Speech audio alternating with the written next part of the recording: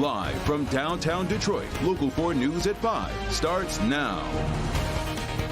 We begin tonight with threats that sent police and parents scrambling to high schools all across the state.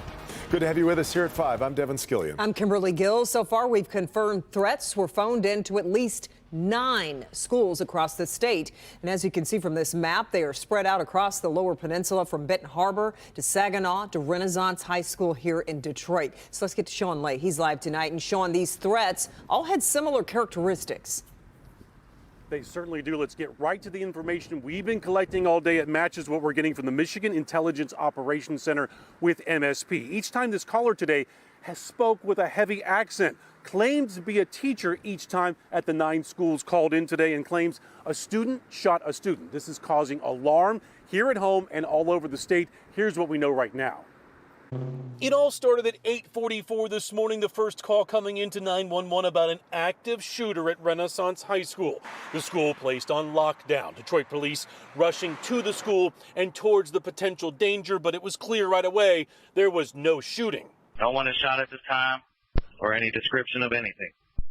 No, we don't have no suspect in custody. I'm telling all units, go easy. DPS is in the building. Go easy. What was clear, Detroit police are investigating to find out who called in the false report. I want to know who called this in and what kind of description we have.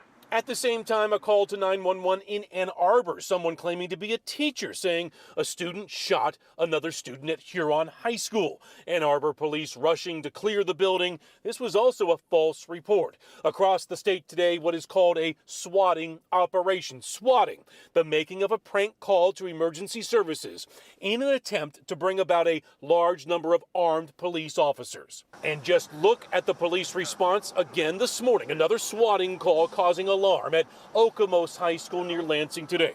Police clearing the school, having to reunite panicked students and parents who ran towards the school thinking there was a shooting. I've never been so scared in my entire life. And I am so thankful to all these first responders. Now, state, local, and federal investigators tell us they're working to track down who made these calls, who caused this panic. Oh my God, my heart is still racing.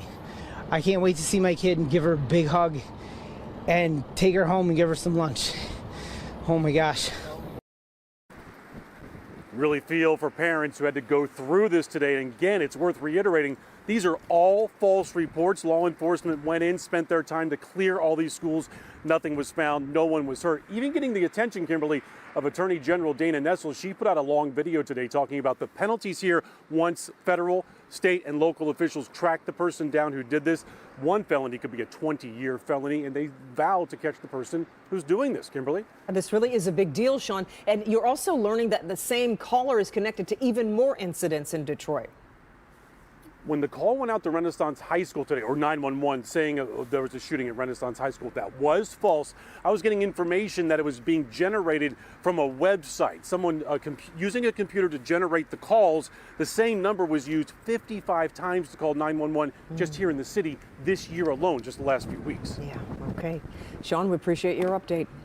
For the second time in just 48 hours, police in Metro Detroit are investigating a possible murder-suicide. Yeah, this time at a home in Taylor. Police there say they found a man and woman both dead from gunshot wounds.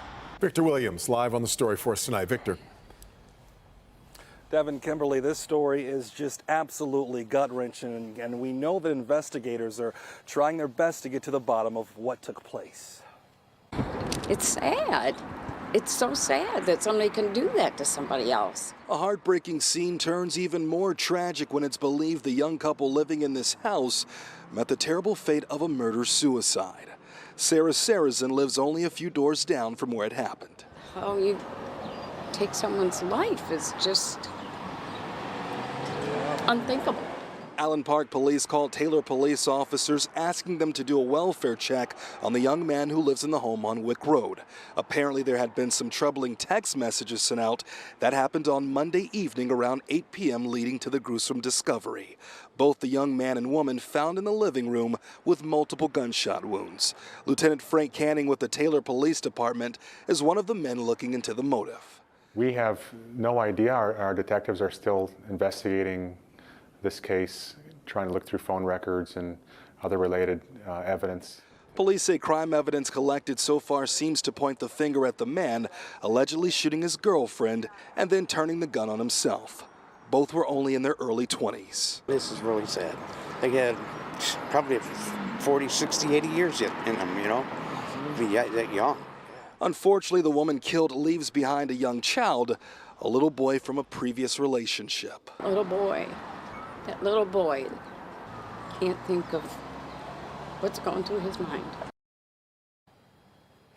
Now, no clues were really left behind, but police officers are saying that this is one of the reasons why talking to someone like a therapist during rough times is very important. Victor Williams, Local 4. All right, Victor. Rescue teams are racing to find more survivors of that devastating earthquake that struck Turkey and Syria yesterday. The 7.8 magnitude earthquake has left more than 6,000 dead and countless people injured. Those numbers are likely to rise with frigid temperatures and aftershocks affecting responders. Countries around the world have dispatched teams to assist in the rescue efforts, and Turkey says more than 24,000 emergency personnel are now on the ground. The U.S. Navy has recovered parts of that Chinese spy balloon shot down over the weekend off the coast of South Carolina. We've got still photos showing parts of the balloon being dragged on board a small boat. Salvage crews are back out in the area today. The balloon went down in about 50 feet of water, so experts say it should not be hard to recover all of the devices on board. New coronavirus numbers are out for the week, and they are trending down. The state reports 5,799 new cases over the past 7 days. That averages out to 828 new cases per day. 119 new COVID deaths have been reported over that same time period. Let's take a look at live pictures from Washington, the nation's capital. In just a few hours, President Biden will be there to deliver his State of the Union address to a joint session of Congress. Alice Barr in Washington tonight with a preview of what we expect. Alice? Good evening. President Biden will tout his legislative wins from pandemic recovery to infrastructure, and sources familiar say he'll stress the idea of finishing the job on his top priorities. Final preparations are underway for President Biden's second State of the Union address, his first before a divided Congress, as he seeks to deliver a message of unity. Just have a conversation with the American people. And optimism, especially on the economy. We have seen record wages go up. We have seen record jobs numbers. We have seen inflation starting to moderate.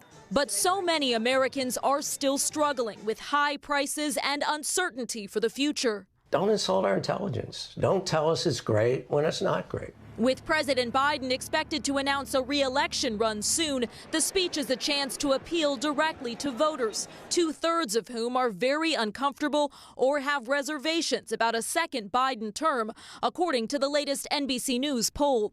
Republican House Speaker Kevin McCarthy, who will sit behind the president tonight, hammering him over inflation, the national debt, and security concerns, from border crossings to that Chinese spy balloon. China is infiltrating our culture, our farmland, and our skies because they see us as weak.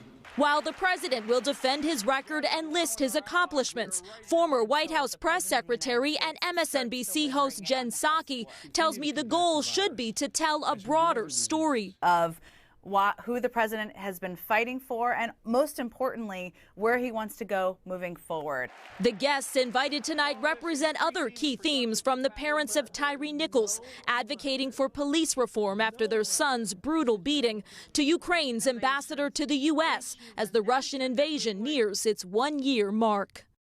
Arkansas Governor Sarah Huckabee Sanders will deliver the official Republican response tonight. She's expected to push for a new generation of leadership while hitting the president on the border, crime, and drugs. From Capitol Hill, Alice Barr, Local 4. All right, Alice, so right here in just a few hours, NBC News will bring you live coverage of the president's State of the Union address. Lester Holt and Savannah Guthrie hosting coverage tonight. The address gets underway at 9 p.m. All right, now to forewarned weather as we take a live look outside from our Ann Arbor sky cam. After a little bit of rain this morning, we managed to see some peaks of sunshine today. How about it? And so mild, but the bad news is we're not quite done with the rain yet for the rest of the week. Let's get over to Kim Adams for the update. Kim, we saw some people, depending on where you were, saw 50s today. Yes, and it's interesting because it depends on where you live. If you live on the west side, it was a completely different afternoon for you as the cold front came through a little earlier. So it's been cloudy in Howell and temperatures have remained in the upper 30s. But on the east side, Detroit, downriver, the Grosse Pointes, up into parts of Macomb County, that front took a little longer to get through. And so the east side enjoyed sunshine and temperatures in the 50s. Now everyone is starting to drop as that frontal boundary moves through. In fact, out at Metro Airport, the temperature has dropped almost 11 degrees just within the last hour with the passage of that frontal boundary. But it's still warmer than it was yesterday by 11 degrees at Metro and City airports, 12 in Mount Clemens, and it's 5 degrees warmer right now than it was 24 hours ago. Look at these temperatures for this week. So tomorrow we're at 42, but then on Thursday, and I was conservative at 54. Some of the guidance puts us closer to 60. I like to consider myself an optimist, but I'm also a realist, and I think we're going to be more towards the mid-50s. But we're still going to take a run at the record on Thursday. Then Friday, 41. Saturday, briefly closer to normal, which is 33. And then we go right back up above normal for this time of year.